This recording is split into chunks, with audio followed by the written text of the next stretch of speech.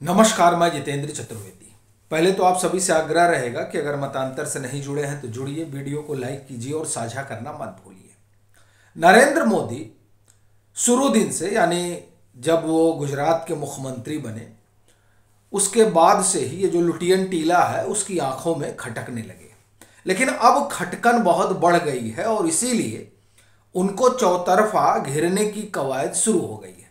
हालांकि ये नया नहीं है, गोधरा के बाद भी उनकी घेराबंदी हुई और उसी घेराबंदी के तहत अमित शाह के ऊपर शिकंजा कसा गया था। तब वो गुजरात के गृह मंत्री हुआ करते थे।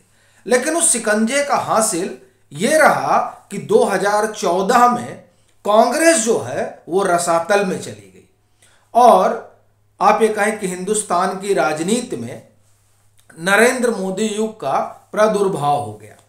खैर, तो वो जो सिलसिला 2014 से शुरू हुआ वो आप देखें कि 2014 में जहां भाजपा थी उससे 4 कदम आगे निकल गई 2019 में। और अब कहा जा रहा है कि नरेंद्र मोदी इस योजना में लगे हुए हैं कि वो 1984 में जो कांग्रेस का रिकॉर्ड था उसको तोड़ा जाए। यानी जिस तरीके से उन्होंने गुजरात में 150 सीटों के का जो रिकॉर्ड रहा कांग्रेस का उसको तोड़ा, उसी तरह वो लोकसभा चुनाव में भी इस दिशा में काम कर रहे हैं, ऐसा बताया जा रहा है। और यही वजह है कि जब राहुल गांधी अपनी न्याय यात्रा निकाल रहे हैं उस दरमियान नरेंद्र मोदी उत्तर से दक्षिण और पूरब से पश्चिम पूरी आप ये कहें कि हिंदुस्तान को नाप रहे हैं। आप देखिए जिस तरह वो दक्षिण में अभी पिछले दिनों रहे उससे किस तरह से ये जो इकोसिस्टम बना है उसमें खलबली मच गई कि आखिर में इतना दक्षिण भारत जा रहे हैं। दक्षिण भारत इसलिए जा रहे हैं चूंकि कांग्रेस के बढ़ते प्रभाव से नरेंद्र मोदी डर गए हैं। अच्छा, इसका उल्टा क्यों नहीं कहते हैं कि दरअसल नरेंद्र मोदी चूंकि अब दक्षिण भारत जाने लगे हैं इसलिए कांग्रेस और पूरा इकोसिस्टम हड़बड़ा गया है। क्योंकि नरेंद्र मोदी अगर कहीं जाना शुरू कर दें तो ये स्वाभाविक हो जाता है कि वहां सीटें बढ़ने जा रही हैं, ये उनका अपना प्रभाव है। पश्चिम बंगाल का आपको उदाहरण देता हूं, फिर उस षड्यंत्र पर आता हूं, उस घेराबंदी पर आता हूं जो इन दिनों चल रही है। देखिए, पश्चिम बंगाल में 2014 से जो है उसको नापा जाने लगा, भाजपा संघ वहां एक्टिव हो गई और आप देखिए 2019 में क्या हो गया। 2019 में वहां 18 सीटें पा जाते हैं। उसी तरह से आप देखें कि दक्षिण के कुछ इलाके, कुछ राज्य जैसे तमिलनाडु हो गया, केरल हो गया, आंध्र प्रदेश हो गया, यहां सब आप एक तरह से कहें कि भाजपा संभावना तलाश रही है। और उस संभावना में ये जो बार बार नरेंद्र मोदी की वहां यात्रा हो रही है एक, और दूसरा तमाम जो इनिशिएटिव लिए गए हैं दक्षिण में, खासतौर से अगर हम तमिलनाडु की बात करें और वहां जिस तरह अनामलाई का अपना कार्यक्रम चल रहा है उससे इतना तो स्पष्ट है कि दक्षिण में एक बड़ी हलचल पैदा करने के कगार पर जो है भाजपा खड़ी है। अब भाजपा वहां हलचल करने कगार पर खड़ी है। महाराष्ट्र में ये लोग नैरेटिव गढ़ रहे थे कि अरे नहीं, उद्धव ठाकरे को सहानुभूति का फायदा मिलेगा और शरद पवार अभी भी उतने मजबूत हैं। लेकिन अब कुल जमा कहानी तय है कि उद्धव ठाकरे के पास कुछ बचा नहीं और पवार की ताकत रही नहीं। अब जो कुछ है वो सब अजीत पवार के पास चला गया और उधर एकनाथ शिंदे के पास चला गया है। तो यानी महाराष्ट्र में भाजपा पहले से ज्यादा सीटें लाने जा रही है, यहां तक कहा जा रहा है। पश्चिम बंगाल में बताया जा रहा है कि त्रिकोणीय चुनाव होगा। तो त्रिकोणीय चुनाव होगा तो स्वाभाविक है कि उसका लाभ भाजपा को मिलेगा। अब ये जो 414 का आंकड़ा है उसको पार करने की जो कवायद है उस कवायद में अब एक तरह से कहें कि विपक्ष रोड़े अटकाने के लिए तैयार है। और अगर आप ये विपक्ष की भाषा में कहें तो भाजपा को बांधने के लिए तैयार है। क्या कुछ चल रहा है दरअसल उसी पर हम लोग बात करेंगे। देखिए, 2-3 चीजें मोटे तौर पर दिखाई दे रही हैं। एक तो कह रहे हैं कि साहब राम मंदिर से कुछ होने वाला नहीं है। ये विपक्ष के तमाम, मैं ये कहूं कि इकोसिस्टम के जो तमाम विद्वान है वो कह रहे हैं। अच्छा, सबसे बड़ा सवाल है कि अगर राम मंदिर का कोई असर अब पड़ने वाला नहीं है तो क्या जरूरत है राम मंदिर पर चर्चा करने की? छोड़ दीजिए, दूसरे किसी विषय पर बात करिए। लेकिन नहीं, घूम फिर के राम मंदिर पर आ रहे हैं, क्योंकि ये जान रहे हैं कि दरअसल जो वादा भाजपा ने अपने मतदाताओं से किया था उस वादे को वो पूरा कर रहे हैं। और बड़ी चीज ये है कि 2014 और 2019 में अगर आप तुलना करें तो आप पाएंगे कि इनका जो स्ट्राइक रेट है वो 2014 से 2019 में बढ़ा। और अब 2024 में जब वो अपना सबसे बड़ा वादा पूरा करने जा रहे हैं, और एक वादा तो वो पूरा कर चुके हैं, 370 राम मंदिर, ये सब इनके मैनिफेस्टो का हिस्सा रहा और ये वादा इन्होंने जनता से कर रखा था, उस दिशा में वो आगे बढ़ गए हैं। तो ये बात खाई जा रही है और इसलिए राम मंदिर पर लेकर एक फिर से कंट्रोवर्सी क्रिएट की जा रही है, जिसमें मुहूर्त की बात हो रही है, फिर अर्धनिर्मित मंदिर की बात, तमाम चीजें उठाई जा रही हैं। और उसके जरिए दरअसल जो मोमेंटम भाजपा बना रही है, एक तरीके से आप कहें कि उसमें आप कहें कि पिन मारने की कोशिश हो रही है। हालांकि ऐसा दिख नहीं रहा है कि उस कोशिश में ये लोग सफल हो पा रहे हैं, बल्कि उल्टा जो है इनके लिए समस्या खड़ी हो गई है। अब आप बताइए, योगेंद्र यादव जैसे सेफोलॉजिस्ट अब वो राम पर लिख रहे हैं और कह रहे हैं कि नहीं नहीं ये बहुत गलत समय है। तो भाई सही समय अब कौन बताएगा? इससे ये बात निकलती है कि किस तरह की बेचैनी है। अच्छा, ये बेचैनी सिर्फ राम मंदिर को लेकर नहीं है, 370 को लेकर भी है।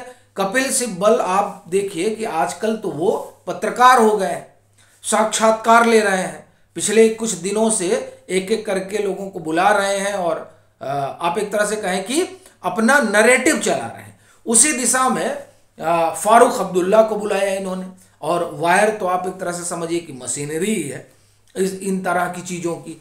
सो वहां खूब बातें हुई। आप देखिए, आप ये कोइंसिडेंस नहीं है कि ज्योतिष पीठ के शंकराचार्य का साक्षात्कार भी वायर पर ही होता है, करण थापर ले रहे हैं, और 370 पर भी साक्षात्कार द वायर पर होता है और कपिल सिब्बल ले रहे हैं। तो आप देखिए किस तरह से नैरेटिव गढ़ने की कोशिश हो रही है। लेकिन जब यह कहा जाता है कि नरेंद्र मोदी मूर्ति छुएंगे, तो उससे जो नैरेटिव बन रहा है उस पर बात नहीं हो रही। ये लोग देखिए, ये लोग ओबीसी की बात कर रहे हैं, ये लोग मंडल कमंडल की बात कर रहे हैं, लेकिन जब इस तरह की चर्चा होती है तो वो इनके विमर्श से गायब रहता है, चूंकि ये इनके एजेंडे में नहीं है। तो अपना कहना यह है कि एक तरफ राम मंदिर, दूसरी तरफ 370, तीसरी तरफ बताया जा रहा है कि जो किसान आंदोलन फिर से शुरू होने वाला है, चर्चा है उस खेमे में, और कहा जा रहा है कि एक बार फिर ये लोग बॉर्डर पे बैठेंगे। अब देखिए किस तरह से घेराबंदी की जा रही है।